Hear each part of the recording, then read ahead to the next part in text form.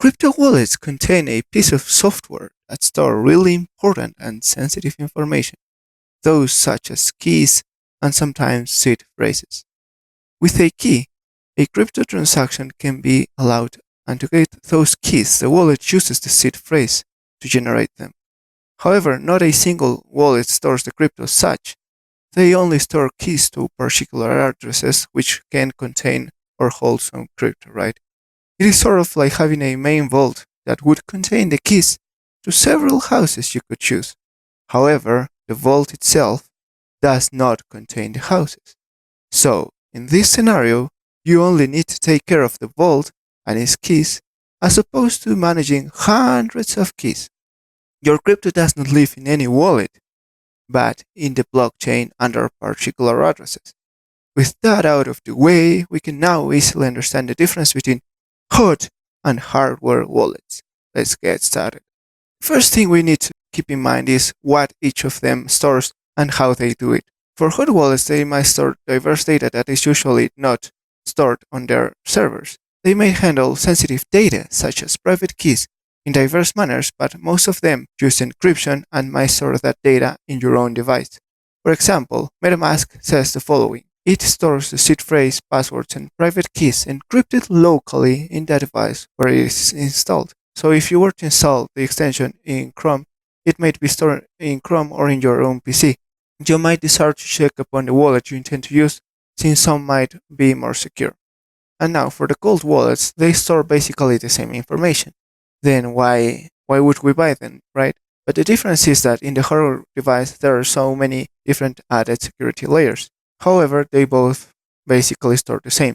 One does so in the device where the hot wallet was installed, and the other one does so in a hardware device. The difference is that once you use the hot wallet, the device itself is connected to the internet, while the hardware wallet does not ever get connected to the internet itself. At a later point of the video, I will comment on how that works for the geeks. Now for the meaty stuff, the security features, guys. This is the most important part. You might want to take a look at this. Pay a lot of attention, please. The hot wallets offer a range of security features, but it may vary on what wallet you use. For this time as well, we will talk about MetaMask. So, MetaMask offers passwords to unlock the wallet, which are also used to encrypt the sensitive data that is stored in your device, though this does not have a maximum limit of attempts, which will be a clear distinction. So, the encrypted files in your PC are basically text that was combined with another text, your password, and which resulted on the file, which is a string as well, right? Then, if the user gets your file, or if the hacker gets your file, he or she could use something called a brute force, which is to methodically guess the password. They try every single combination possible until they can crack the file, right? Though if the password is too long, this may take years, or we might not even exist in the planet anymore, right? MetaMask also offers transparent and readable transactions, phishing attack warnings, in-app swaps, which reduce the potential of malicious contracts because they scan the contracts itself, right? And those were the features. If you want to read more about it, I'll leave some URL links in the description so that you can dig deeper. Now, for cold wallets, there are some other security features. The first one would be that it has isolated storage. All the sensitive data is not accessible digitally or remotely, unlike your hot wallet, which stores it into a device, which can be compromised via online softwares, platforms, virus downloads, or even giving permission to remotely control your device like some meetings. But as I told you earlier, the hardware wallets contain the seed phrases and all the data isolated in the own device, so it is not connected to the internet and it is not that likely that they will get it. Later on, we will discuss about how they can get their hands on it, but stick with us for the moment. Now we've got PIN protection. Just like in MetaMask, the wallet will be secured by a PIN.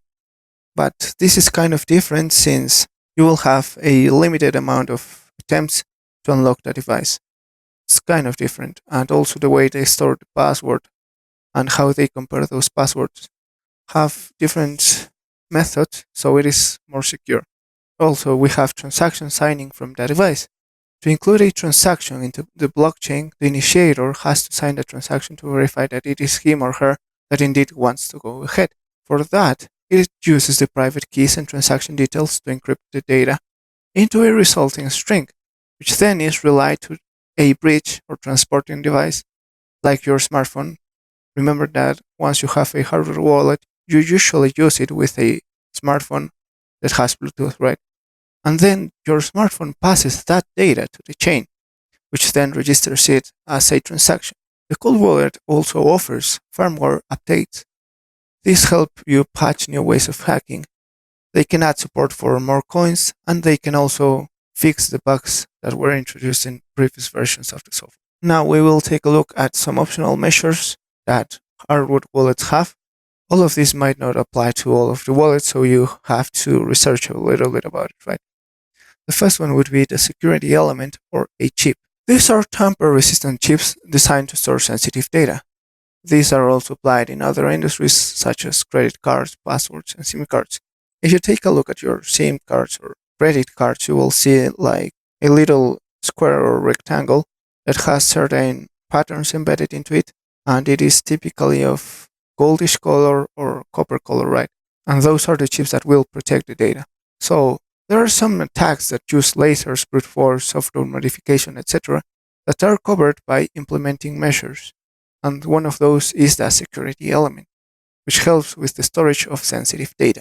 These elements or chips work by using electricity, and so they can have measures to counteract once the voltage changes patterns or once we try to apply voltage to certain part of the circuit, etc., right? Which would make the element erase everything within it. Also, to dig a tad deeper, please visit Ledger's website. I'll leave the link in the description below. Only if you would like to know deeper in the matter, please leave such a comment. Else you have to know that the more the security element, the better protection you might get. Sensors. Some wallets have sensors that can detect physical tampering and can trigger the device to wipe itself, protecting the keys. So in circuit boards, we have memory, some chips, etc., right? Which can be exploited or investigated through lasers, electricity, etc. So if they are enclosed into a plastic wrap, which will be the case or the element you will be in contact with to interact with the device. So if it has some plastic surrounding it and you try to tear it apart, the sensors would sense that you're trying to take it apart, and so the data itself, the chip would try to erase that and would wipe the device to factory reset, so the hackers would not be able to get any data out of it. Also, some devices have biometric auth. Just like smartphones, some wallets can also make use of those security measures. Though I would not really want to rely on those, since people would be able to physically use my fingers, etc., right? If they forced me to do so, they could get into my crypto really easily.